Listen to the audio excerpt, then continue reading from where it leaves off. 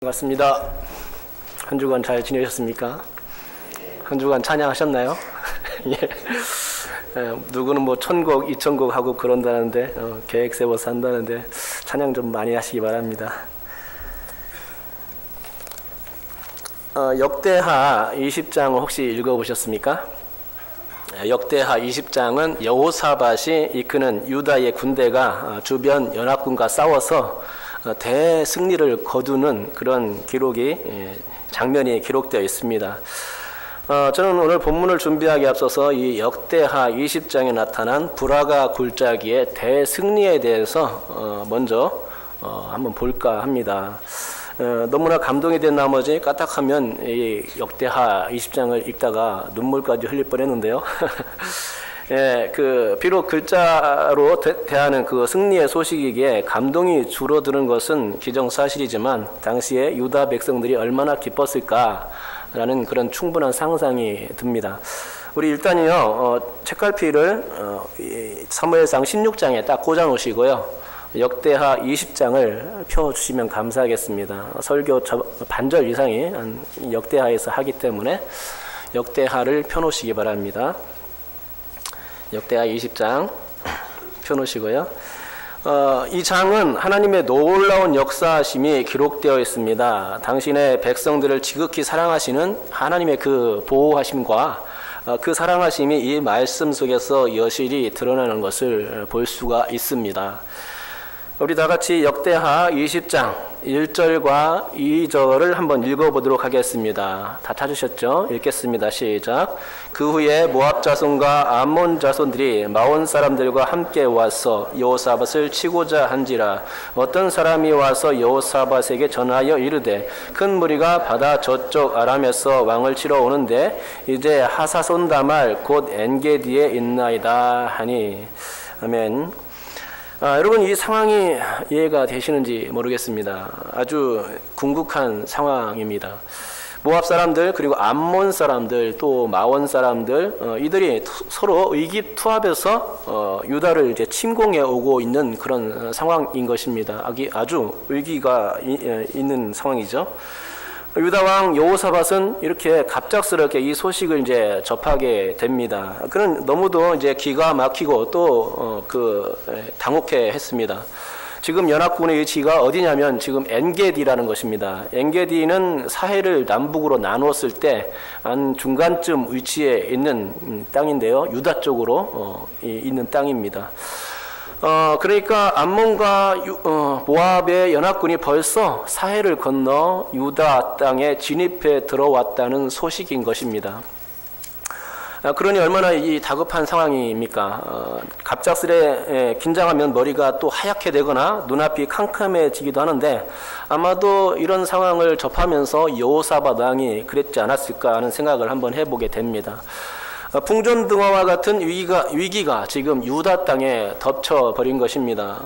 그렇다고 주변 국가의 도움을 요청할 그런 처지도 아닌 것 같았습니다. 아주 긴박한 상황이었기 때문에 너무 궁지에 몰려 있는 것이죠. 궁여지책 같은 것을 세우기도 참 어려운 그런 상황이었던 것 같습니다.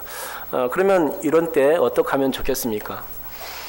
참으로 인생을 살다 보면 하늘이 무너지는 것 같은 위기를 만날 때가 종종 있습니다. 별 방법을 다 동원해도 뚫고 나갈 방법이 없을 때, 그런 때가 있죠. 참으로 난감하고 눈 뜨고 있는 것 그 자체가 힘들 때 말입니다. 이럴 때는 과연 어떻게 해야 하는가라고 많은 생각을 하게 되죠. 점집에 가서 점 보러 가면 해결이 될 수 있을까요? 점 보러 가신 분들이 여기 중에 있을지 모르겠는데요. 예, 점집에 가면 점 보러 가서 점집에 가면은 무당인가요? 박수 무당인가? 그 사람이 다 알려줍니까? 해결책을 제시해 줍니까? 예수님을 믿으면서 신앙을 가지고 있으면서 아직도 해결의 실마리를 무당이나 도사가 알려주는 족집게 점에 의존하고 있는 사람이 우리 가운데 있지는 않습니까? 그렇다면 조금 한번 고려해 볼 상황인 것이죠. 한심스럽다고 생각하게 됩니다. 그렇게 하는 것은 귀신의 장난에 놀아나는 것이라 저는 생각합니다. 예수 믿는 사람들의 고상한 성품, 거룩한 자태에 흠집을 가하는 일이죠. 서쪽으로 가라면 서쪽으로 씩 하고 동쪽으로 가라면 동쪽으로 씩 가버리는 그런 것은 바로 귀신에 놀아나는 일입니다. 그렇게 해서 문제가 해결되는 것도 아닙니다. 동쪽과 서쪽을 왔다 갔다 하다가 그만 지쳐버릴 게 분명합니다. 그러면 천재지변과 같은 이런 상황에서 어떻게 해야 하는가? 명상이나 참선에 들어가면 될까요? 그러면 마음의 안정감을 가지고 평안하게 될 수 있을까요? 참선이 해결책입니까? 그렇게 하는 것은 마음의 고요를 찾는 일시적인 방편은 될 수 있을 것입니다. 참선이나 요가 같은 활동을 함으로써 외적인 격동을 벗어나 내적인 안정감을 갖게 될 수 있다는 데는 충분히 동의가 가는 말입니다.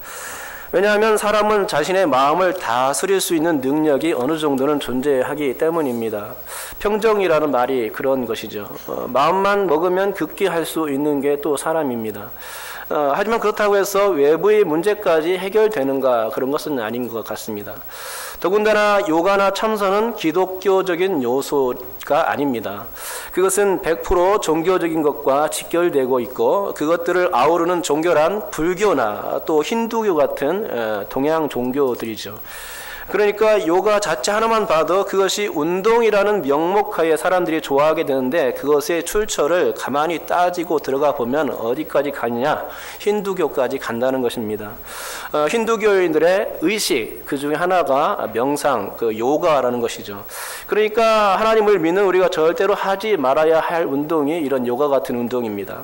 주변에서 너무나 쉽게 접할 수 있어서 아무렇지도 않게 접근하게 되는데 그 위험성이 있다는 말입니다. 요즘 동네 문화센터에서는 어떤 것들이 유행합니까? 그 발리 댄스 이런 것들이 유행하고 있지 않습니까? 예. 이런 것에 또 주의해야 되죠. 발리 댄스는 어떤 종교하고 연관이 있습니까? 이슬람교와 연결되죠. 이슬람의 춤입니다. 사람들이 발리 댄스를 배우면서 자연스럽게 이슬람 문화를 익히게 되는 것입니다. 우리가 그런 것들을 단언히 거부해야 하는데 그런 것 자체가 나쁜지 모르는 게 상당히 문제인 거죠. 그래서 자연스럽게 그런 문화에, 종교적인 색채가 들어가 있는 그런 문화에 자연스럽게 흡수되는 것입니다. 기독교인들의 그런 안타까운 현장을 보는 것이죠. 그러면 어떻게 합니까? 너무도 현실은 궁극하고 급박한데 당장 그 문제를 뚫고 나갈 방법이 과연 어디에 있다는 말입니까? 여러분, 이럴 때를 대비해서 역대하 20장이 있다고 저는 생각합니다. 자, 보십시오. 정말 다급하고 위급한 상황 가운데서 여호사밧이 어떻게 했는지를 보시면 됩니다. 3절을 우리 다 같이 한번 읽어보겠습니다. 3절 읽겠습니다. 시작. 여호사밧이 두려워하여 여호와께로 낯을 향하여 간구하고 온 유다 백성에게 금식하라 공포하매. 아멘. 여호사밧이 지금 어떻게 하고 있습니까? 문제를 만났을 때 지금 어떻게 하고 있죠? 기도라는 방법, 그 방편을 쓰고 있지요. 간구했다는 것입니다. 백성들에게 금식하라고 명령하고 있는 것입니다. 하나님을 믿는 사람은 이래야 됩니다. 궁극하고 급박한 상황에서 우리가 어떻게 해야 되는가? 하나님께 구해야 한다는 것이죠. 여호사밧은 그 어려울 때 다른 방법을 찾지 않았습니다. 그의 문제 해결의 단초는 그 첫째가 하나님이었고 그 둘째는 기도였던 것입니다. 여호사밧이 누구를 향하여서 간구했다고 지금 말씀하고 있죠? 하나님, 여호와 하나님이라고 말씀하고 있죠. 저는 바로 이 부분에서 기도의 원리를 발견했습니다. 여러분께서도 충분히 발견했으리라 생각됩니다. 무엇입니까? 기도의 원리는 첫째로 여호와께로 낯을 향하여 간구하는 것입니다. 기도의 대상을 분명히 정하는 것이죠. 그 기도의 대상이 여호와 하나님이라는 것입니다. 우리가 어떤 문제를 만나건 기도해야 하는데 그 모든 기도는 오직 나를 사랑하시는 하나님께 드려야 마땅한 것입니다. 그래야 하나님도 기뻐하시고 문제의 실마리도 풀리게 됩니다. 문제에 끌려다니지 않는 방법이 나의 고개를 들어 하나님께 향하는 데에 있다는 것이죠. 여호사밧이 마음만 먹었다면 충분히 다른 나라에 도움을 요청했을 수도 있을 것입니다. 긴박한 상황 가운데서라도 북쪽 이스라엘이 있기 때문에 도움을 요청했을 것입니다. 그러면 북쪽 이스라엘 사람들이 분명히 그 같은 민족인 그 유다를 도와주었을 것입니다. 한참 잘 나가고 있는 북이스라엘이 있기 때문에 연합전술을 펼 수가 있었을 것이란 얘기죠. 하지만 여호사밧은 그렇게 하지 않았습니다. 병력이 우세해야 승리할 수 있다라는 생각을 그는 갖지 않았습니다. 전략이 출중해야 승리를 거머쥘 수 있다라는 생각도 그는 갖지 않았습니다. 그가 맨 먼저 한 행동은 단지 하나님, 그 하나님을 바라보는 것이었죠. 그것뿐이었습니다. 이 점을 우리가 여호사밧에게 배워야 하는 것입니다. 기도라는 바로 그런 것입니다. 눈을 들어 하늘을 쳐다보고 하나님을 바라보는 것입니다. 그러면 과연 하나님께 엎드리는 것이 문제 해결의 궁극적인 출구가 될 수 있는 것인가?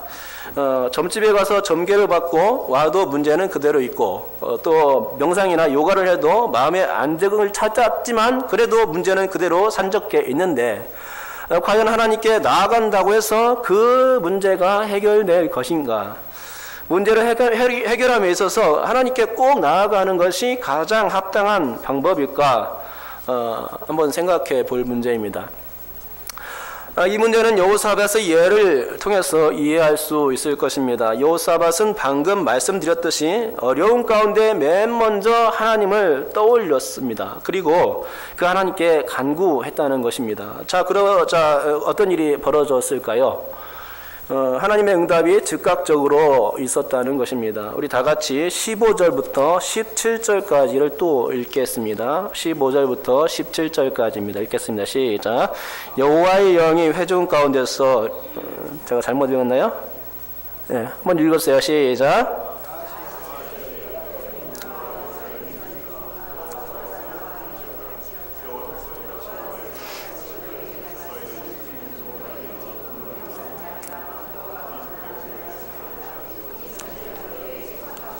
하나님께 속한 것이니라. 이 전쟁에는 너희가 싸울 것이 없나니 대열을 이루고 서서 너희와 함께한 여호와가 구원하는 것을 보라. 유다와 예루살렘아, 너희는 두려워하지 말며 놀라지 말고 내일 그들을 맞서 나가라. 여호와가 너희와 함께하리라 하셨느니라 하매. 제가 졸수를 잘못 적었나요? 예. 그래요. 네. 역대하 20장. 예, 아무튼 이 말씀 우리가 읽었는데요. 이 말씀은 사람들을 안심시키고 뒷북치는 사기성 멘트는 아닙니다. 절대로 근거 없이 떠벌리는 그런 말도 아니었습니다. 확실한 근거가 있고 너무도 신뢰할 만한 그런 메시지였습니다. 하나님은 여호사밧과 유대 백성들의 기도를 들으실 때에 가만히 있을 수가 없으셨습니다. 그래서 이제 오히려 하나님이 궁극해진 상태가 되었습니다.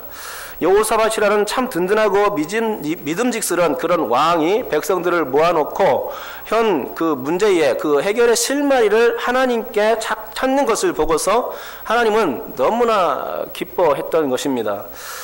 그래서 하나님이 오히려 다급해졌습니다. 어쩌면 여호사밧보다 유다 백성들보다 더 다급했을 것입니다. 그래서 서둘러서 메시지를 전하고 있는 것입니다. 백성들 중에서 야하시엘이라는 사람의 입을 통해서 말씀하실 수밖에 없으셨던 것입니다. 기도하면 꼭 그 자리에서 응답하는 일도 있지만 나중에 때가 됐을 때 응답되는 일도 많은데 하나님은 이때에 너무나 궁극하셨던 나머지 바로 응답하신 것을 볼 수가 있다는 것이죠. 야하시엘을 통해서 그렇게 하셨습니다. 당신을 사랑하는 여호사밧과 유다 백성들이 더 이상 두려워 떨 것, 그것을 걱정했기 때문에 하나님은 더 이상 이 상황을 오래 지속하지 말아야 되겠다 하는 생각을 가지고 그 뜻을 보여주신 것입니다. 그래서 야하시엘의 입술을 열어주셨습니다. 그리고 그의 입술을 통해서 구원의 메시지를 선포하고 있는 것이죠.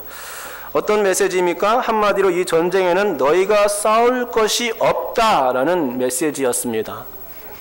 얼마나 이 어려운 난국 속에서 기쁜 메시지입니까? 정말 기쁜 메시지죠. 이것만큼 기쁜 메시지는 없을 것입니다. 단지 여호사밧은 기도만 했을 뿐인데 하나님은 그때 바로 응답을 주셨던 것입니다.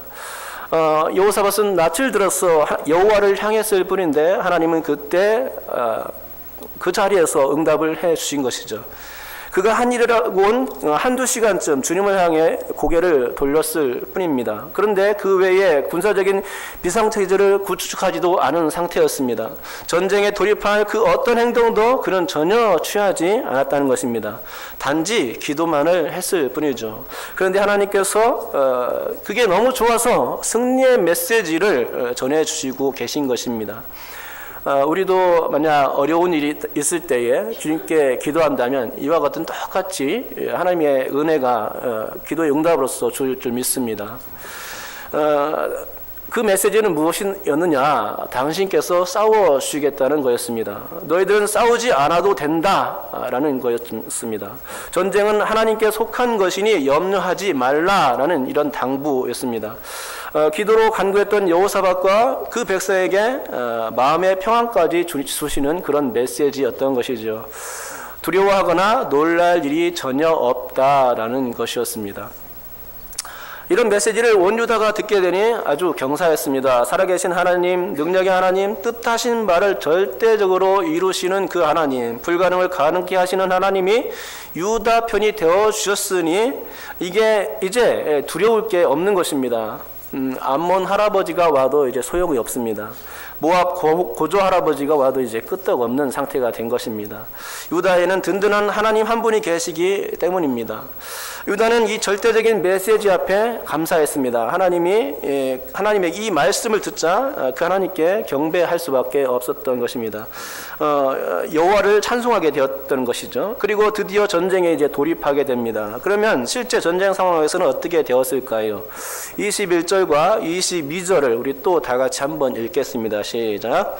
백성과 더불어 의논하고 노래하는 자들 택하여 거룩한 예복을 입히고 군대 앞에서 행진하며 여호와를 찬송하여 이르기를 여호와께 감사하세 그의 인자하심이 영원하도다 하게 하였더니 그 노래와 찬송이 시작될 때에 여호와께서 복병을 두어 유다를 치러 온 암몬 자손과 모압과 세일산 주민들을 치게 하심으로 그들이 패하였으니. 아멘.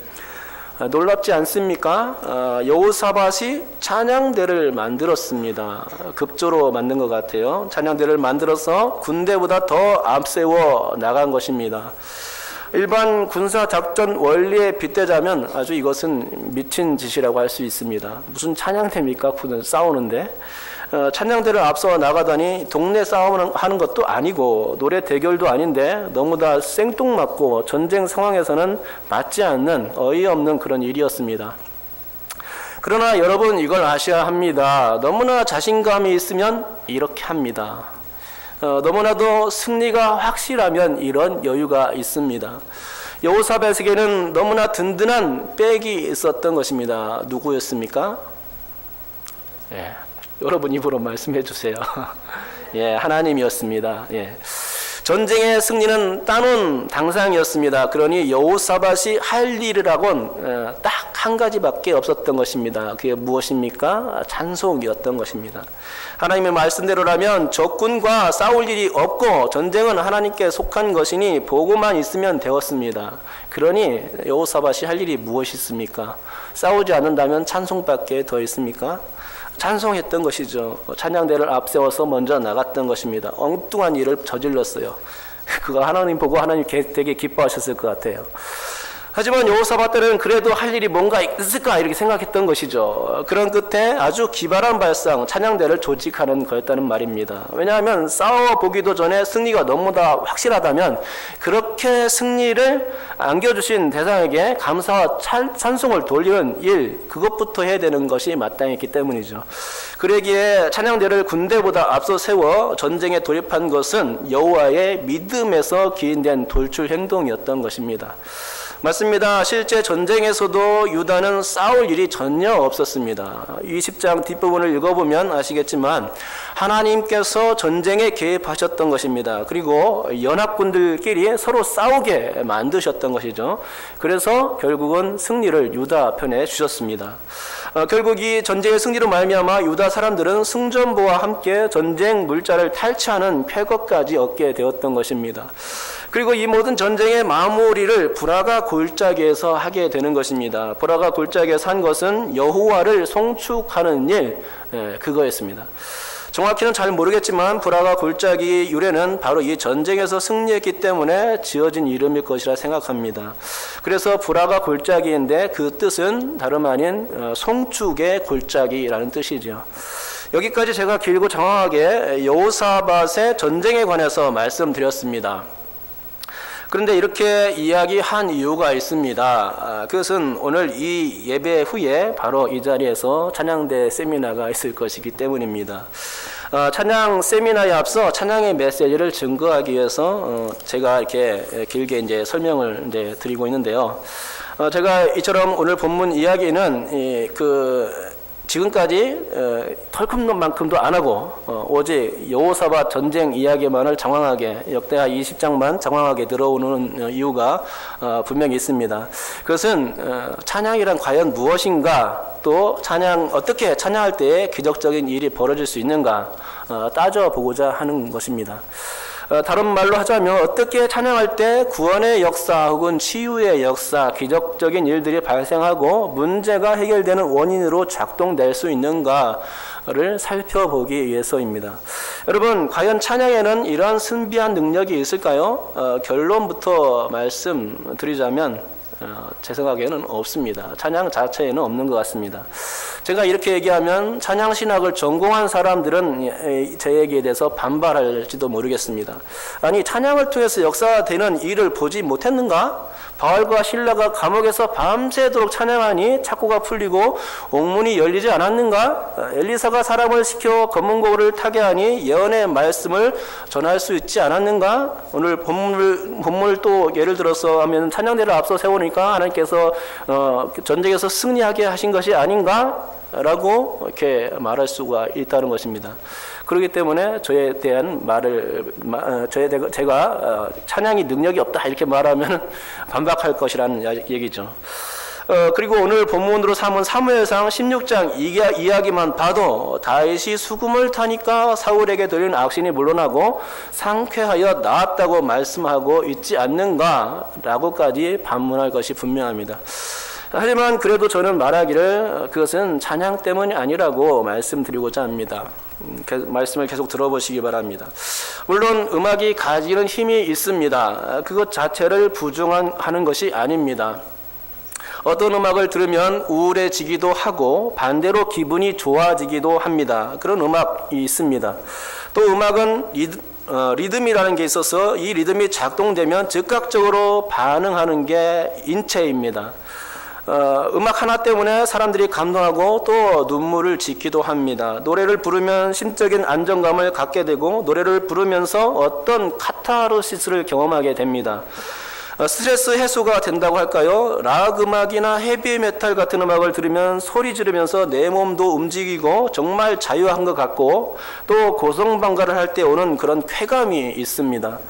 이런 것들이 다 음악이 가지는 어떤 영적인 능력이 분명합니다. 이런 음악적 능력을 가지고 사람들을 치료하는 도구로 사용하고 있기도 하는 것입니다. 음악 치료가 바로 그런 방편들이죠. 또 어떤 분들은 실험을 했는데 시끄러운 음악과 클래식 음악을 들려주고 식물을 키워봤더니 클래식 음악을 들은 식물은 건강하게 잘 자랐는데 반해서 시끄러운 음악은 뿌리를 내리지 못하든가 자라더라도 시원찮게 자랐다 라는 보고를 합니다. 비단 식물들뿐만 아니라 사람들에게도 실험을 했더니 클래식 음악 같은 좋은 음악을 들었을 때의 학습 효과가 더 뛰어나다고 그런 연구 결과를 발표합니다. 이런 것들을 볼 때 음악에는 참 부인할 수 없는 어떤 에너지가 있기는 있구나라는 것을 인정하지 않을 수 없게 되는 것입니다. 하지만 저는 그래도 찬양을 통해서는 아직 부족하다고 말씀드리고 싶습니다. 왜냐하면 찬송하기 이전에 어떤 조건이 중요하기 때문입니다. 다윗이 수금을 타니까 사울이 상쾌하여 나았다는 것을 음악을 했으니까 나았겠지라고 생각할 수도 있고, 악신이 물러간 현상은 찬송을 불렀으니까 그랬겠지라고 짐작할 수도 있겠지만 이쯤으로는 조금 부족하다는 것이죠. 그리고 또 그러기 전에 필요한 게 있다는 말입니다. 무엇입니까? 다윗과 함께 하신 하나님이었습니다.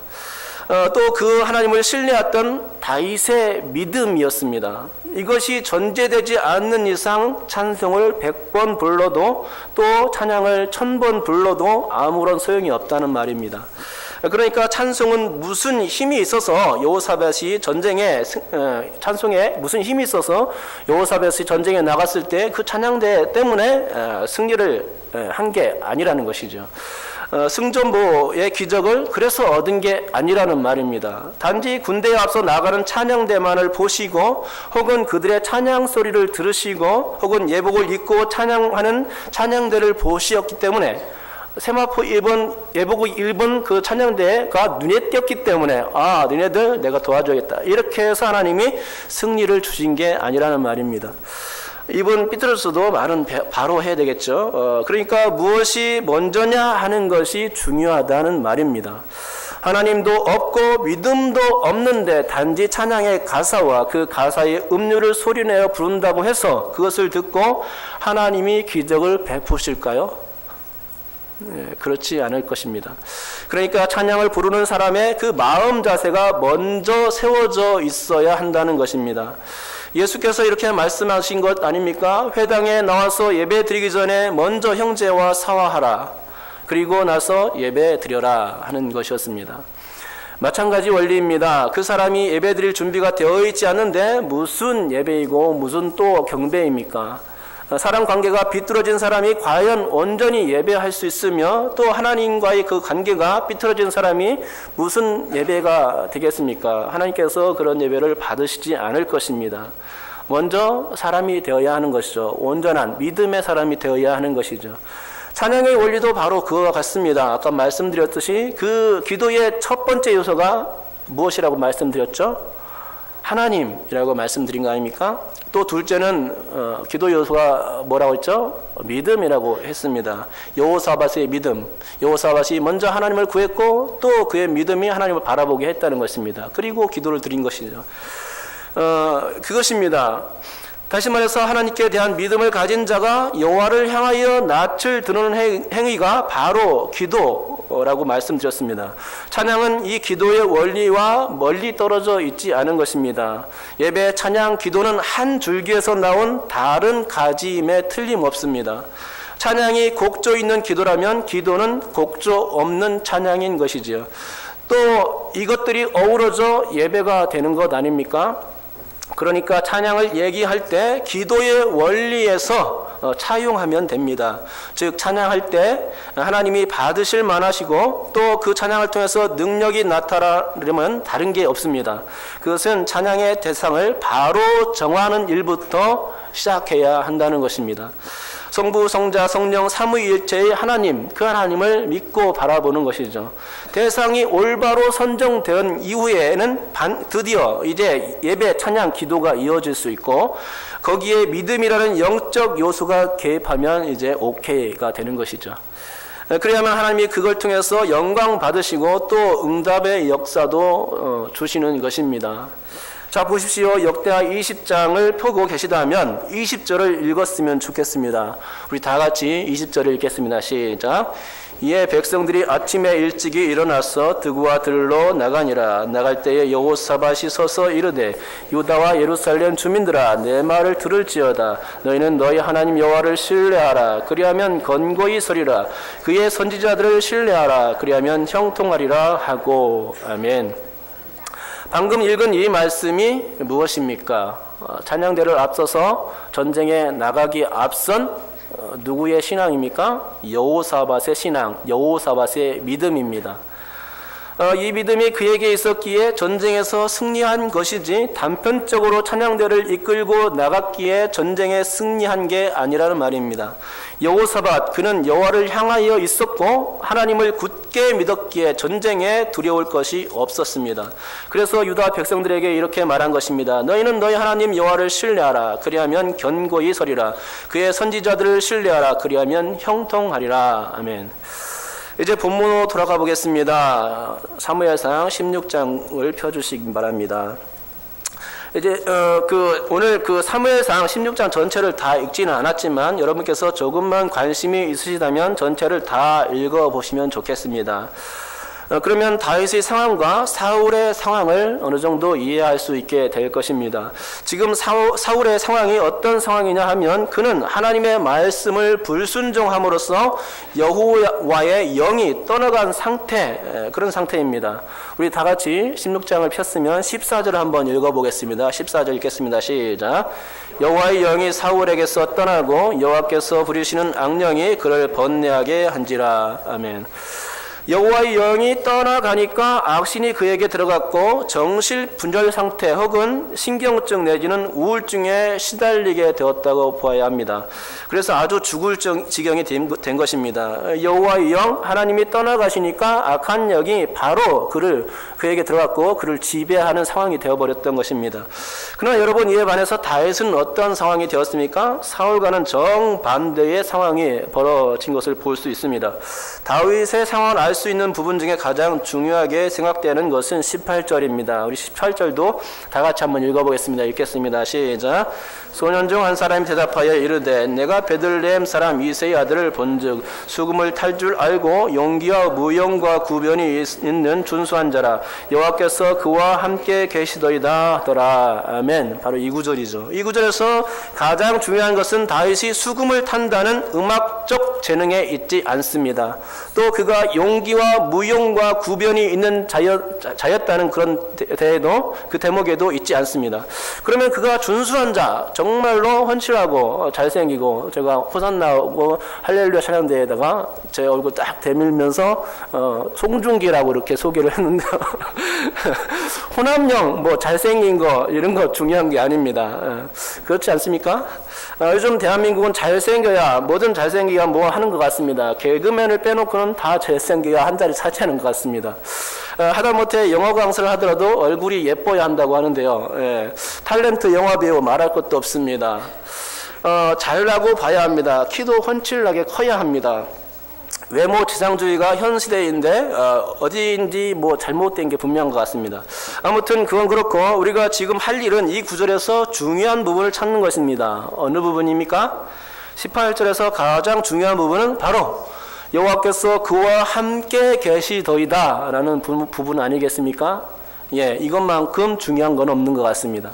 여러분 이제 답이 나왔습니다. 사울에게서 악신이 떠나간 이유가 나왔습니다. 사울이 상쾌하여 그의 질병 혹은 마음의 병이 나은 이유가 이 본문 이 구절에 나와 있는 것입니다. 그것이 무엇입니까? 여호와의 영이 다윗 그와 함께 했기 때문입니다. 여호와께서 함께 하시니 그가 무엇을 하든 하나님이 역사하시고 든든하게 지켜주신 것입니다. 그러니까 다윗이 단지 수금을 잘 탔기에 사울의 병이 나은 것이 아니더라는 것이죠. 수금 잘 타는 사람은 그 시대에 상당히 많았을 것입니다. 기가 막히게 잘 타는 사람이 아주 수두룩하게 많았을 것입니다. 지금도 음악 연주하는 사람들은 아주 많지 않습니까? 그 사람들이 다 하나님을 찬양하는 것은 아니죠. 그 시대도 마찬가지였습니다. 다윗 외에 다른 사람들도 많이 잘 타는 사람이 많았습니다. 그러나 하나님을 찬양한 사람은 다윗뿐이었죠. 하나님께 믿음을 가지면서 그만큼 잘 타는 사람은 다윗뿐이었다는 것입니다. 왜입니까? 여러분 여호와께서 함께 하시는 사람이 다윗이었기 때문이죠. 그 속에 여호와 영이 거하시는 사람이 다윗이었기 때문입니다. 이것만큼 중요한 게 또 어디 있습니까? 단언컨대 없습니다. 다윗이 수금을 탔기에 골리앗과 싸워서 이긴 게 아니지 않습니까? 여호와께서 그와 함께 하셨기 때문에 승리를 거둔 것 아닙니까? 그가 골리앗과 싸워 승리를 거둘 때에 한 말이 있지 않습니까? 또 여호와의 구원하심이 칼과 창에 있지 아니함을 이 무리에게 알게 하리라. 전쟁은 여호와께 속한 것인지 그가 너희를 우리 손에 넘기시리라 라는 그 믿음이 있었던 것입니다. 이것이 다윗이 가진 믿음이었습니다. 그런 전쟁은 여호와께 속한 것임을 인정할 줄 아는 사람이었던 것입니다. 여호사밧 전쟁에서도 동일하게 하나님의 말씀 가운데 전쟁은 여호와께 속한 것이라는 메시지가 중심이었듯이 그 믿음을 붙들고 나갈 때에 여호사밧이 승리를 거둘 수 있었던 것 아닙니까? 다윗도 마찬가지였다는 말입니다. 다윗이 골리앗을 이긴 것은 그가 수금을 잘 타는 사람이었기 때문도 아니고 용기가 가상해서도 아니며 물맷돌을 잘 던져서도 아닙니다. 다윗이 골리앗보다 더 잘나서도 아니며 그가 전술에 능해서도 아닙니다. 오직 그가 확신하고 있었던 든든한 백은 전쟁에 능하신 하나님 때문이었습니다. 그러니 여러분, 우리가 이 세상의 모든 문제를 만날 때에 두려워하지 마시기 바랍니다. 안심할 수 있게 바랍니다. 하나님은 인생의 모든 문제를 주관해 주시는 분이십니다. 그래서 우리에게 결국에는 평안을 주시기를 약속하시고 주시는 분이시죠. 그분은 전쟁에 능하신 분이십니다. 그렇기 때문에 인생에서 닥치는 그 모든 전쟁 같은 상황을 충분히 다스릴 수 있는 분이 바로 우리 하나님이신 것이죠. 그렇기 때문에 우리가 어떻게 해야 됩니까? 이런 상황 가운데서 하나님께 맨 먼저 고개를 드는 것입니다. 그리고 하나님께 기도하는 것이죠. 그러면 하나님은 그 어려운 상황에 있는 우리를 위로하시기 위해서 즉각적으로 응답해 주실 것입니다. 그게 우리의 하나님이시죠. 좋으신 하나님이십니다. 그러니까 세상에 그런 모든 문제를 만났을 때 왜 우리가 두려워합니까? 두려워할 필요가 없지 않습니까? 없습니다.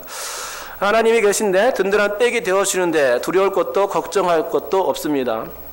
그러므로 인생의 승리는 오직 그 태상을 바로 잡는 것부터 출발한다는 사실을 우리가 알아야 됩니다. 오늘 이것만 가지고 간다면 여러분은 수지 맞는 장사를 하는 겁니다. 우리들이 신뢰의 대상에 계시는 하나님을 놓쳐서는 안 됩니다. 여호와를 향하여 낯을 드는 훈련, 바로 그것을 해야 하는 것입니다. 그리할 때에 결국 우리가 담당해야 할 몫은 찬양밖에 없는 것입니다. 여호사밧처럼 그렇게 우리는 싸울 필요가 없으니까 찬양만 하는 것이죠. 진짜 싸움은 내가 아니라 하나님이 싸워주신다는 것이죠. 그러니 내 몫은 찬양밖에 없습니다. 이와 같이 이미 이긴 싸움에 우리가 해야 될 일은 찬양이 넘치는 삶, 여호와께 낯을 들어서 우리의 입술을 여는 것, 그것인 줄 믿습니다. 찬양의 핵심이 무엇이냐? 하나님을 향해서 낯을 드는 것, 그것부터 시작해야 된다는 것이죠. 그리고 하나님을 향해서 낯을 드는 그 행위는 우리의 믿음인 것입니다. 이리할 때 하나님께서 역사하시는 줄 믿습니다. 여러분께서 찬양을 매일같이 드릴 때 하나님을 향해서 드리고 자신의 마음을, 믿음을 드릴 수 있기 바랍니다. 그러면 우리 상황 가운데 역사하시고 아무리 어려운 문제를 만나도 해결해 주시는 하나님을 만날 수 있을 줄 믿습니다. 기도하겠습니다. 하나님 아버지 감사합니다. 오늘 또 찬양에 대해서 배웠습니다. 찬양이란 이런 것이라고 우리가 담대히 말할 수 있게 도와주옵소서.